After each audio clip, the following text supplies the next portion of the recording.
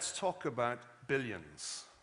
Let's talk about past and future billions. We know that about 106 billion people have ever lived, and we know that most of them are dead. And we also know that most of them live or lived in Asia, and we also know that most of them were or are very poor, did not live for very long. Let's talk about billions. Let's talk about the $195,000 billion of wealth in the world today. We know that most of that wealth was made after the year 1800, and we know that most of it is currently owned by people we might call Westerners, Europeans, North Americans, Australasians. 19% of the world's population today, Westerners, own 2/3 of its wealth. Economic historians call this the Great Divergence. And this slide here is the best simplification of the Great Divergence story I can offer you. It's basically two ratios of per capita GDP, per capita gross domestic product, so average income. One, the red line, is the ratio of British to Indian per capita income, and the other, the blue line, is the ratio of American to Chinese. And this chart goes back to 1500. And you can see here that there's an exponential great divergence. They start off pretty close together. In fact, in 1500, the average Chinese was richer than the average North American. When you get to the 1970s, which is where this chart ends, the average Briton is more than 10 times richer than the average Indian. And that's allowing for differences in the cost of living. It's based on purchasing power parity. The average American is nearly 20 times richer than the average Chinese by the 1970s. So why? This wasn't just an economic story. If you take the 10 countries that went on to become the Western empires, in 1500 they were really quite tiny. 5% of the world's land surface, 16% of its population, maybe 20% of its income. By 1913, these 10 countries plus the United States controlled vast global empires. 58% of the world's territory, about the same percentage of its population, and a really huge, nearly 3/4 share of global economic output. And notice, most of that went to the motherlands, to the imperial metropoles, not to their colonial possessions. Now, you can't just blame this on imperialism, though many people have tried to do so, for two reasons. One, empire was the least original thing that the West did after 1500. Everybody did empire. They beat pre-existing Oriental empires, like the Mughals and the Ottomans. So it really doesn't look like empire is a great explanation for the Great Divergence. In any case, as you may remember, the Great Divergence reaches its zenith in the 1970s, some considerable time after decolonization. This is not a new question. Samuel Johnson, the great lexicographer, posed it through his character Rasselas in his novel Rasselas, A Prince of Abyssinia, published in 1759. By what means are the Europeans thus powerful, or why, since they can so easily visit Asia and Africa for trade or conquest, cannot the Asiatics and Africans invade their coasts, plant colonies in their ports, and give laws to their natural princes? The same wind that carries them back would bring us thither. That's a great question. And you know what? It was also being asked at roughly the same time by the Westerners, by the people in the rest of the world, like Ibrahim Mutafarrika, an Ottoman official, the man who introduced printing very belatedly to the Ottoman Empire, who said in a book published in 1731, "Why do Christian nations which were so weak in the past compared with Muslim nations begin to dominate so many lands in modern times and even defeat the once victorious Ottoman armies? Unlike Rasselas, Mutafariqa had an answer to that question, which was correct. He said it was because they have laws and rules invented by reason. It's not geography. You may think we can explain the Great Divergence in terms of geography. We know that's wrong because we conducted two great natural experiments in the 20th century to see if geography mattered more than institutions. We took all the Germans, we divided them roughly in two, and we gave the ones in the East communism. And you see the result. Within an incredibly short period of time, people living in the German Democratic Republic produced Trabants, the Trabi, one of the world's worst ever cars, while people in the West produced the Mercedes-Benz. If you still don't believe me, we conducted the experiment also in the Korean peninsula, and we decided we'd take Koreans in roughly the same geographical place with, notice, the same basic traditional culture, and we divided them in two, and we gave the Northerners communism, and the result is an even bigger divergence in a very short space of time than happened in Germany. Not a big divergence in terms of uniform design for border guards, admittedly, but in almost every other respect, it's a huge divergence. Which leads me to think that neither geography nor national character, popular explanations for this kind of thing, are really significant. It's the ideas, it's the institutions.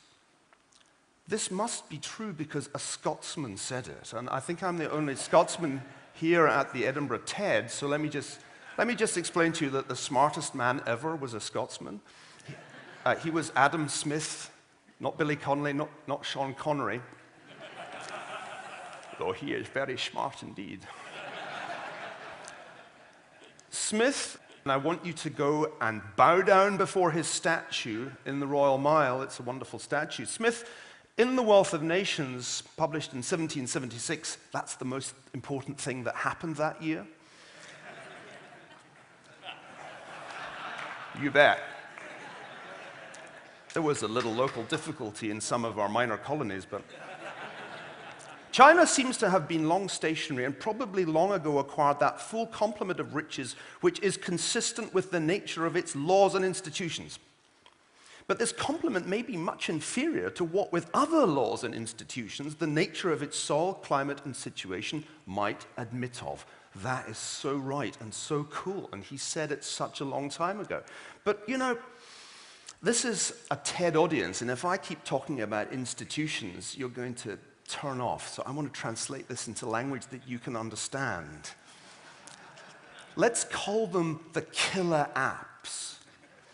I want to explain to you that there were 6 killer apps that set the West apart from the rest. And they're kind of like the apps on your phone, in the sense that they look quite simple. They're just icons, you click on them, but behind the icon, there's complex code. It's the same with institutions. There are 6, which I think explain the Great Divergence. 1, competition. 2, the scientific revolution. 3, property rights. 4, modern medicine. 5, the consumer society. And 6, the work ethic. You can play a game and try and think of one I've missed out, or try and boil it down to just 4, but you'll lose. Let me very briefly tell you what I mean by this, synthesizing the work of many economic historians in the process.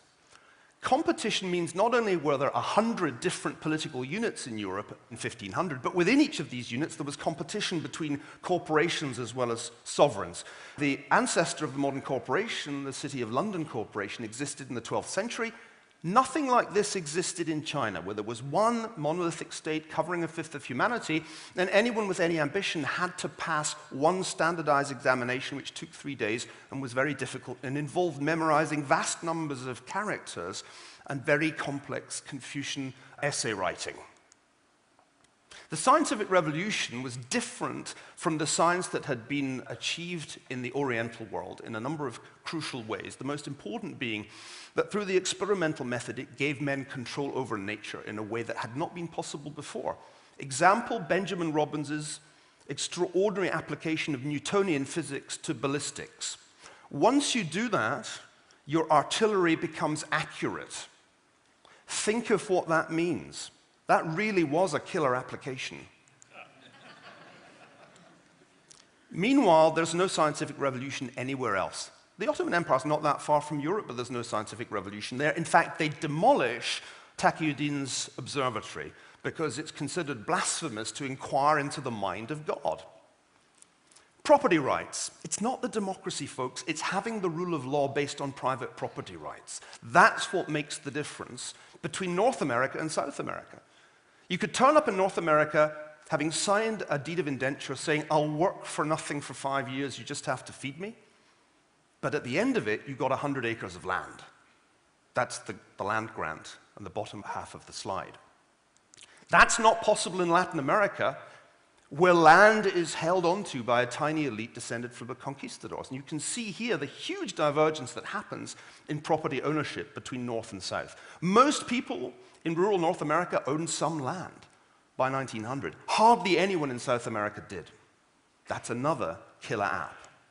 Modern medicine in the late 19th century began to make major breakthroughs against the infectious diseases that killed a lot of people. And this was another killer app, the very opposite of a killer, because it doubled and then more than doubled human life expectancy. It even did that in the European empires. Even in places like Senegal, beginning in the early 20th century, there were major breakthroughs in public health and life expectancy began to rise. It doesn't rise any faster after these countries become independent. The empires weren't all bad. The consumer society is what you need for the Industrial Revolution to have a point. You need people to want to wear tons of clothes. You've all bought an article of clothing in the last month, I guarantee it. That's the consumer society, and it propels economic growth more than even technological change itself. Japan was the first non-Western society to embrace it. The alternative, which was proposed by Mahatma Gandhi, was to institutionalize and make poverty permanent. Very few Indians today wish that India had gone down Mahatma Gandhi's road. Finally, the work ethic. Max Weber thought that was peculiarly Protestant. He was wrong. Any culture can get the work ethic if the institutions are there to create the incentive to work. We know this because today the work ethic is no longer a Protestant Western phenomenon. In fact, the West has lost its work ethic. Today, the average Korean works 1,000 hours more a year than the average German. 1,000. And this is part of a really extraordinary phenomenon, and that is the end of the Great Divergence. Who's got the work ethic now? Take a look at mathematical attainment by 15-year-olds. At the top of the International League table, according to the latest PISA study, is the Shanghai district of China.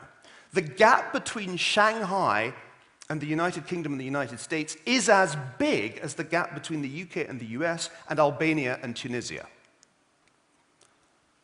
You probably assume that because the iPhone was designed in California but assembled in China, that the West still leads in terms of technological innovation. You're wrong. In terms of patents, there's no question that the East is ahead.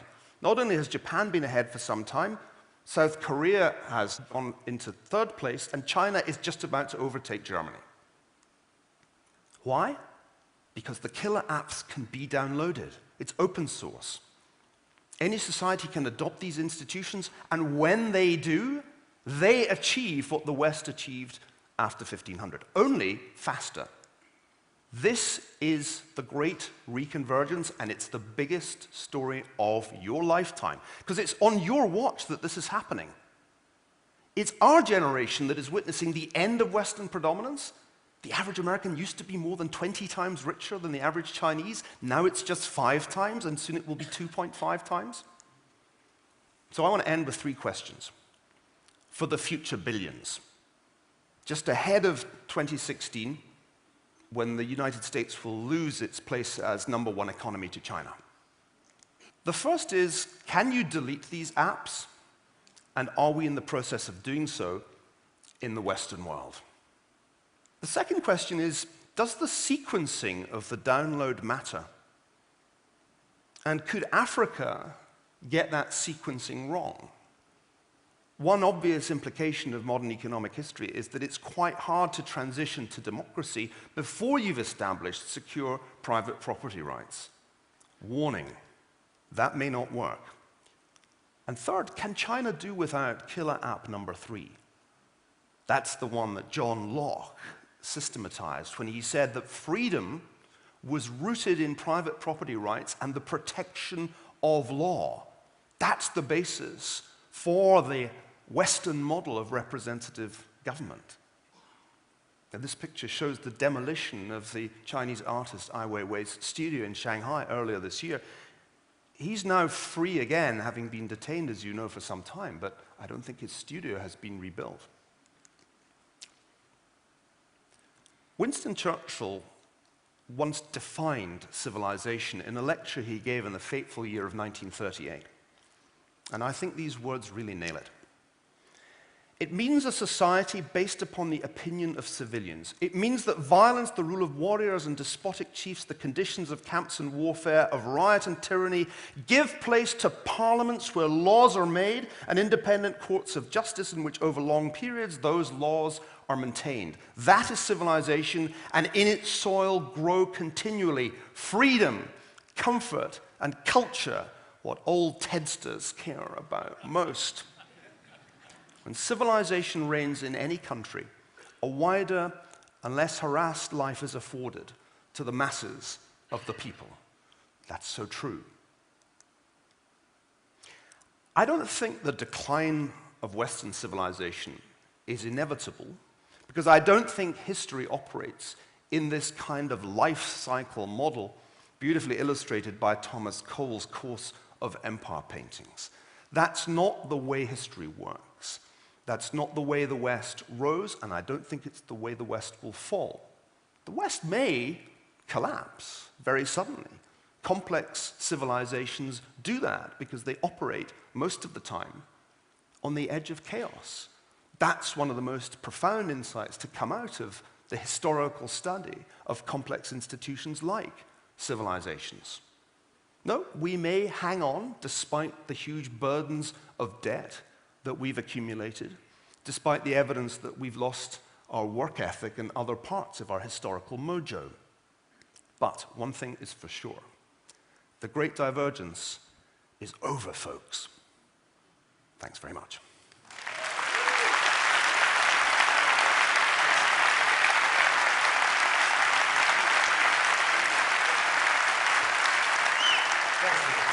Thank you.